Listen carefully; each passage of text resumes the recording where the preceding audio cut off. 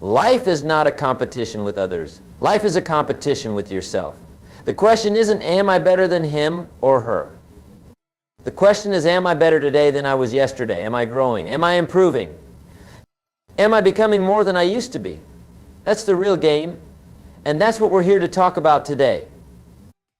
So let's dive into our first principle, and I want you to listen carefully because each one of these builds upon the other like steps on a staircase leading to excellence. The first way to become the best at anything is to develop an unshakable philosophy of personal responsibility. You see, most people go through life thinking that what happens to them is more important than what happens in them. They believe that circumstances control their destiny, that luck determines their fate, that other people hold the keys to their success. But here's what I've discovered. It's not what happens to you that determines the quality and quantity of your life. It's what you do about what happens to you. Personal responsibility means you understand that you are the architect of your own experience. You design your days, you craft your character, you choose your responses. When something goes wrong, instead of looking for someone to blame, you look for something to learn. Instead of making excuses, you make adjustments. Instead of pointing fingers, you take action. This philosophy becomes the foundation of excellence because it puts you in charge. It says, I am responsible for my results. I am responsible for my growth. I am responsible for my success or failure. And when you truly embrace this philosophy, something magical happens. You stop being a victim of circumstances and start becoming a victor over circumstances. But personal responsibility goes deeper than just accepting blame when things go wrong. It means taking responsibility for your thoughts, your emotions, your habits, your health, your relationships, your finances, everything. It means understanding that if you want your life to change, you must change. If you want things to get better, you must get better. If you want more, you must become more. Now, this might sound overwhelming at first, but here's the beautiful thing about personal responsibility. It's incredibly liberating. Once you realize that you have the power to change your life, once you understand that your future is in your hands, you stop feeling helpless and start feeling hopeful. You stop being a passenger in your own life and start being the driver. This brings us naturally to our second principle, which flows directly from the first. The second way to become the best at anything is to commit to becoming a lifelong student. Excellence is not a destination you arrive at. It's a journey you embark upon. And the fuel for this journey is learning. You see, the day you stop learning is the day you start declining. There's no such thing as staying the same. You're either growing or you're going backwards. You're either getting better or you're getting worse. Now, when I talk about learning, I'm not just talking about formal education, although that can be valuable. I'm talking about developing an insatiable curiosity about your chosen field, about life, about people, about ideas. I'm talking about becoming someone who reads, who studies, who observes, who asks questions, who seeks to understand. Here's something fascinating. The most successful people I know are also the most curious people I know. They're always asking why and how and what if. They're not satisfied with surface knowledge. They want to understand the deeper principles, the underlying causes, the hidden connections that others miss. But learning isn't just about acquiring information. It's about transforming information into insight. Insight into understanding, and understanding into wisdom. You see, information tells you what happened, but wisdom tells you what it means and what to do about it. The best in any field are constantly studying their craft. They read everything they can get their hands on. They attend seminars and workshops. They find mentors and teachers. They study the masters who came before them. They analyze failures as carefully as they celebrate successes. They understand that mastery is not a moment in time, but a way of life. And here's what's interesting. The more you learn, the more you realize how much you don't know. This isn't discouraging. It's exciting. It means there's always more territory to explore, always more ways to improve, always new levels of excellence to achieve. But knowledge without application is merely trivia. That's why our third principle is so crucial. The third way to become the best at anything is to develop the discipline of consistent daily practice. You know, people often ask me, what's the secret to success? And I tell them there is no secret, there are only fundamentals practiced consistently over time. Excellence isn't about doing something extraordinary once. It's about doing ordinary things extraordinarily well, day after day after day. Practice is the bridge between learning and mastery. It's where knowledge meets reality, where theory becomes skill, where potential transforms into performance. But not just any practice, deliberate, focused, intentional practice that pushes you beyond your comfort zone and challenges you to grow. The amateur practices until he gets it right. The professional practices until he can't get it wrong. There's a profound difference between these two approaches. The amateur is satisfied with competence, but the professional demands excellence. The amateur practices when he feels like it, but the professional practices whether he feels like it or not. Here's what I've observed about practice. It's not always enjoyable in the moment, but it's always rewarding in the long run. The discipline of daily practice builds more than skill, it builds character. It develops patience, persistence, and perseverance. It teaches you that progress often comes in small increments, that mastery is achieved one repetition at a time, one day at a time. But practice without feedback is just repetition. You need to know not just what you're doing, but how well you're doing it. You need to measure your progress, assess your performance, and adjust your approach based on results. This requires honesty, the kind of honest self-evaluation that most people avoid because it can be uncomfortable. The best practitioners develop what I call productive dissatisfaction. They're never fully satisfied with their current level of performance because they can always envision doing better. This isn't negative thinking, it's growth thinking. It's the understanding that there's always another level, always room for improvement, always a way to refine and enhance their skills. This leads us to our fourth principle, which is often overlooked but absolutely essential.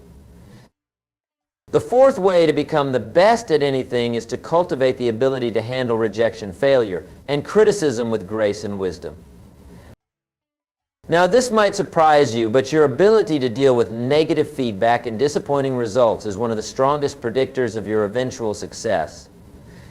Why? Because the path to excellence is paved with failures, lined with rejections, and marked by criticism. It's not a question of whether you'll face these challenges. It's a question of how you'll respond to them. Most people avoid failure like the plague. They play it safe, stay in their comfort zone, and choose the path of least resistance. But here's what they don't understand. Failure isn't the opposite of success. It's the tuition you pay for success. Every failure teaches you something valuable that success cannot teach. Every rejection shows you what doesn't work so you can focus on what does. Every piece of criticism contains a seed of truth that can help you improve. The key is learning to separate what happened from what it means. Failure doesn't mean you're a failure. It means you tried something that didn't work. Rejection doesn't mean you're not good enough. It means you haven't found the right fit yet. Criticism doesn't mean you're worthless. It means you have areas where you can grow. But let me be clear, I'm not suggesting you should seek out failure or enjoy criticism. What I'm suggesting is that you develop the emotional resilience to bounce back from setbacks, the mental toughness to persist through difficulties, and the wisdom to extract valuable lessons from every negative experience. Here's something interesting about highly successful people. They fail more often than unsuccessful people. Why? Because they attempt more, they risk more, they stretch themselves more. They understand that the person who never fails is the person who never tries anything challenging. The best in any field have learned to reframe failure as feedback, rejection as redirection, and criticism as coaching. They've developed what psychologists call anti-fragility, the ability to not just survive stress and setbacks, but to actually grow stronger because of them. This resilience becomes even more important when we consider our fifth principle. The fifth way to become the best at anything is to develop the patience for long-term thinking and the persistence for long-term action.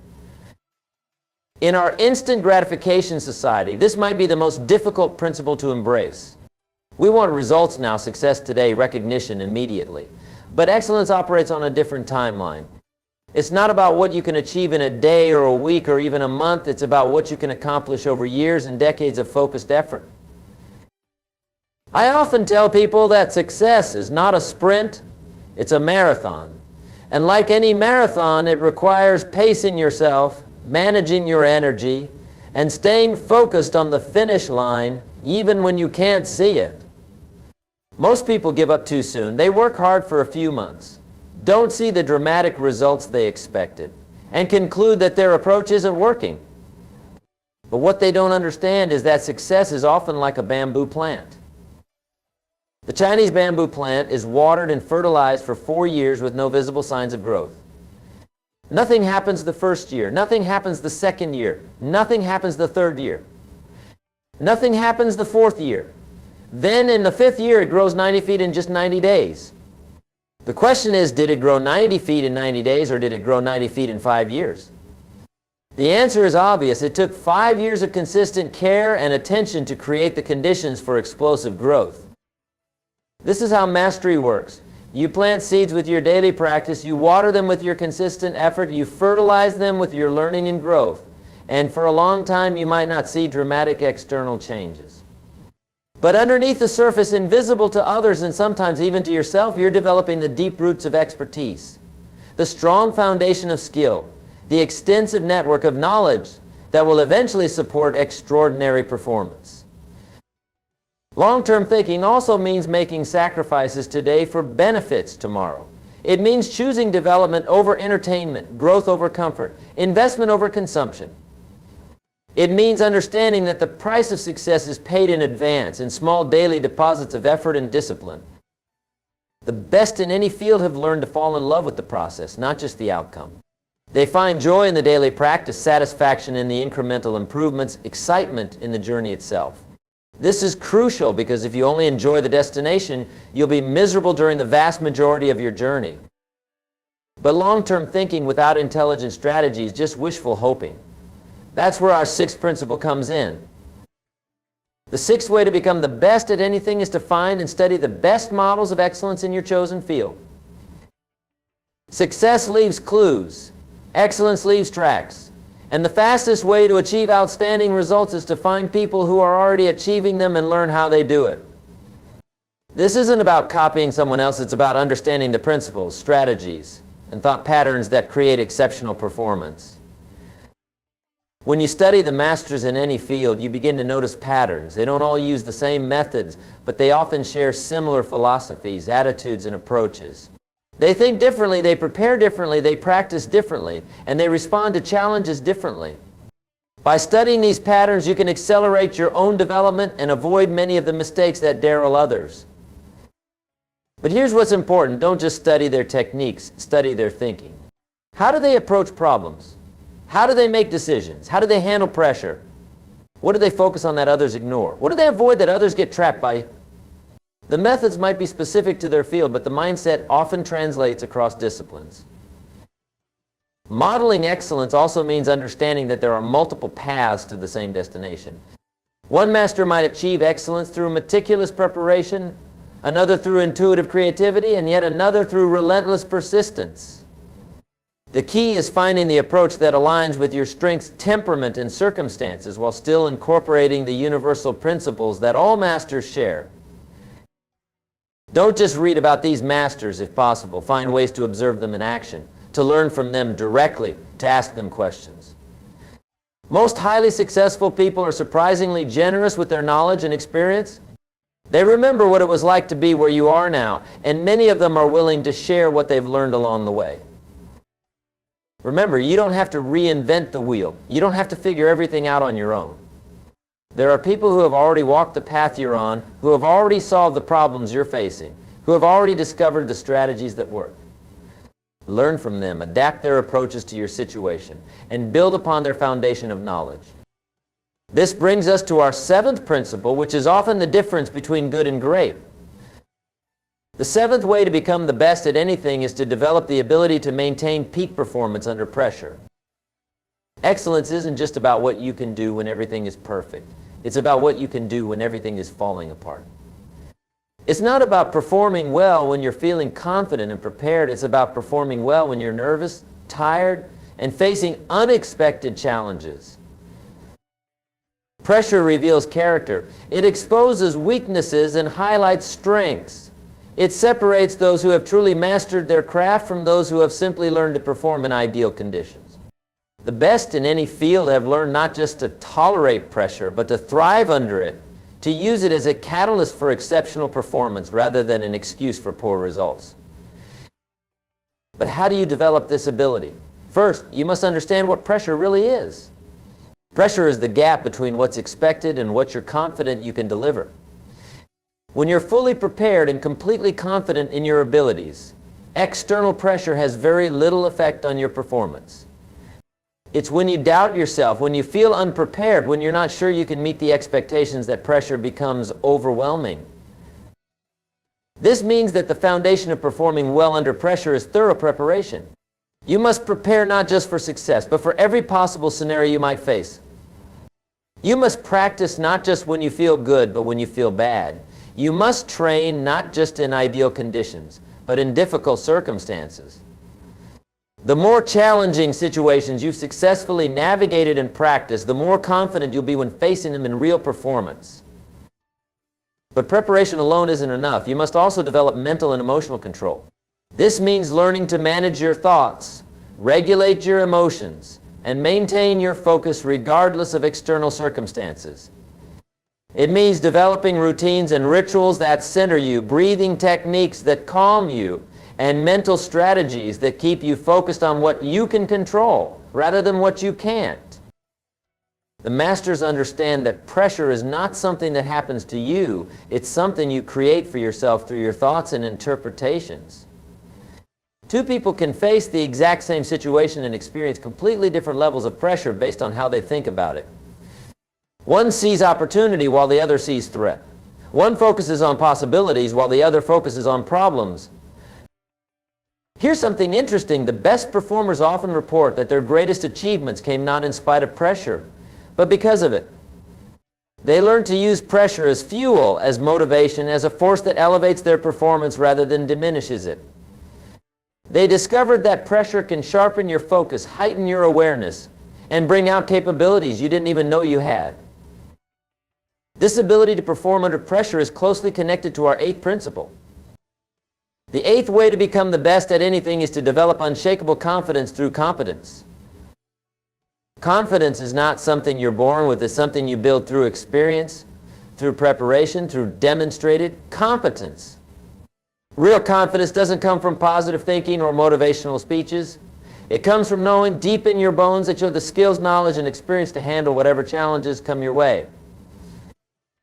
There's a difference between confidence and arrogance, between self-assurance and self-delusion. True confidence is quiet and calm. It doesn't need to announce itself or prove itself to others. It's an inner knowing, a deep certainty that you're prepared for whatever lies ahead. Arrogance, on the other hand, is loud and desperate. It's often a mask for insecurity, a way of hiding doubt and fear behind bravado and bluster. How do you build genuine confidence? Through what I call deposit building.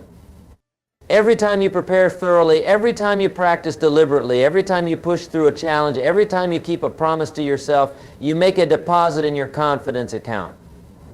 Over time, these deposits accumulate, creating a reserve of self-assurance that you can draw upon when facing difficult situations.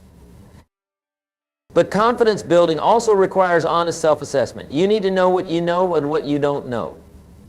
You need to understand your strengths and acknowledge your weaknesses. This might seem counterintuitive. How can acknowledging weaknesses build confidence? Because when you know your limitations, you can address them. When you're aware of your gaps, you can fill them.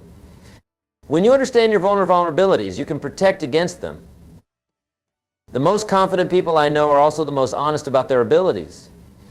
They don't pretend to know things they don't know, and they don't try to be things they're not. But within their areas of competence, they move with assurance and authority. They've earned the right to be confident through years of dedicated preparation and proven performance. Confidence also comes from having a clear philosophy and strong values. When you know what you stand for, when you have principles that guide your decisions, when you have values that define your character, you develop an inner stability that external circumstances cannot shake. You become confident not just in your abilities, but in your identity, not just in what you can do, but in who you are. This inner confidence becomes especially important when we consider our ninth principle. The ninth way to become the best at anything is to cultivate the ability to inspire and influence others through your example. Excellence is rarely a solo achievement. Even in individual pursuits, you need teachers, coaches, mentors, supporters, and sometimes teammates. But more than that, true excellence has a ripple effect. It inspires others, elevates standards, and creates a culture of high performance that extends far beyond your individual achievements. The best in any field understand that their influence extends beyond their personal success. They recognize that they have a responsibility not just to achieve their own potential, but to help others achieve theirs. They become not just high performers, but leaders who elevate everyone around them. But how do you develop this kind of influence? It starts with authenticity. People can sense when someone is genuine and when they're putting on an act. They can tell the difference between someone who has earned their success and someone who is merely pretending. Your influence begins with your integrity, the alignment between who you claim to be and who you actually are. Influence also comes from generosity, the willingness to share your knowledge, experience, and resources with others. The most influential people I know are also the most generous. They understand that success is not a zero-sum game, that helping others succeed doesn't diminish their own achievements, and that the best way to get what you want in life is to help others get what they want. But perhaps most importantly, influence comes from example. People don't follow what you say, they follow what you do. They don't believe your words, they believe your actions. They're not inspired by your promises, they're inspired by your performance. The most powerful form of leadership is not telling people what to do, but showing them what's possible. When you consistently demonstrate excellence in your chosen field, when you maintain high standards regardless of circumstances, when you treat others with respect and dignity, when you keep your commitments and honor your word, you become someone others want to emulate. You become a model of what's possible, a living example of what excellence looks like in practice. This kind of influence is not about manipulation or persuasion, it's about inspiration. It's about being so committed to excellence in your own life that you naturally inspire others to raise their own standards. It's about creating a wake of positive change wherever you go, leaving people better than you found them, contributing to something larger than yourself. This brings us to our final principle, which ties together everything we've discussed. The 10th way to become the best at anything is to understand that excellence is not a destination but a way of life. This might be the most important principle of all. Excellence is not something you achieve once and then maintain effortlessly. It's not a trophy you win or a certificate you earn. Excellence is a daily choice, a moment-by-moment decision to give your best effort regardless of the circumstances. Too many people think of success as a place they're trying to get to, a finish line they're trying to cross, a goal they're trying to reach. But the truth is there is no finish line. There is no point where you can say, I've made it, I'm done, I can coast from here. Excellence is a never-ending journey of growth, improvement, and contribution. This understanding changes everything. Instead of working hard temporarily to achieve a specific goal, you commit to working excellently permanently as a way of living. Instead of pushing yourself until you reach a certain level and then relaxing, you embrace the challenge of continuous improvement as a lifelong adventure. This doesn't mean you can never celebrate achievements or enjoy your progress. It means you understand that each achievement is not an ending but a beginning, not a conclusion but a foundation for whatever comes next. It means you find fulfillment in the pursuit itself, not just in what the pursuit produces. Living excellence as a way of life also means extending your commitment to excellence beyond your professional pursuits. It means being excellent as a friend, as a family member, as a community member, as a human being. It means bringing the same standards, the same effort, the same integrity to every area of your life. Here's what I've discovered about people who embrace excellence as a way of life and struggle with motivation. They don't need external pressure or constant encouragement to maintain their standards.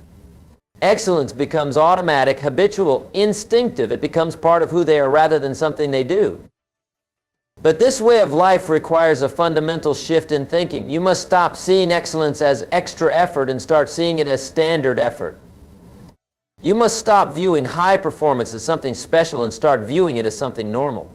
You must stop thinking of growth as optional and start thinking of it as essential. This is the paradox of excellence. The more you achieve, the more you realize there is to achieve. The more you learn, the more you understand how much you don't know. The more successful you become, the more responsibility you feel to use that success in service of something meaningful. Excellence doesn't create satisfaction in the traditional sense. It creates an appetite for greater excellence. But here's the beautiful thing about this journey. While it never ends, it's filled with moments of incredible satisfaction, deep fulfillment, and profound joy. The satisfaction of overcoming a challenge you once thought impossible.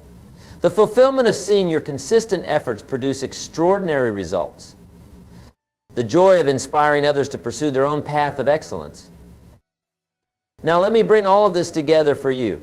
These 10 principles are not separate ideas. They're interconnected elements of a comprehensive approach to achieving excellence in any field. Personal responsibility creates the foundation. Lifelong learning provides the fuel. Consistent practice builds the skills. Resilience sustains the journey. Long-term thinking guides the direction. Modeling accelerates the progress. Pressure performance proves the preparation. Confidence enables the execution. Influence multiplies the impact. And understanding excellence as a way of life makes it all sustainable. But knowing these principles is not enough. Understanding them intellectually is not sufficient. You must apply them consistently, integrate them into your daily routines, and make them part of your character. You must move from knowing what to do to actually doing what you know. And here's the final thought I want to leave you with today. Excellence is available to everyone, but it's achieved by very few. Not because it requires special talent or extraordinary circumstances, but because it requires uncommon commitment to common principles. It requires the discipline to do what others won't do, the persistence to continue when others quit, and the vision to see possibilities that others miss. The path to excellence is not easy, but it is simple. It's not complex, but it is demanding. It's not mysterious, but it is challenging. And that's exactly why it's so rewarding. Excellence is not just about what you achieve, it's about who you become in the process of achieving it. The choice is yours. You can settle for average, aim for adequate, or aspire for excellent. You can follow the crowd, blend into the background, or stand out from the pack. You can make excuses, point fingers, or take responsibility. The principles are here, the path is clear, the opportunity is available. The only question that remains is this: what will you choose to do with this knowledge? How will you apply these principles to your life? What kind of person will you become in pursuit of excellence? Remember, you don't have to be great to get started, but you have to get started to be great. The journey of 1,000 miles begins with a single step, and the path to excellence begins with a single decision, the decision to commit to becoming the best version of yourself that you're capable of becoming. Thank you for your attention, thank you for your time, and thank you for your commitment to excellence. Now go out there and show the world what's possible when someone truly decides to become the best at what they do.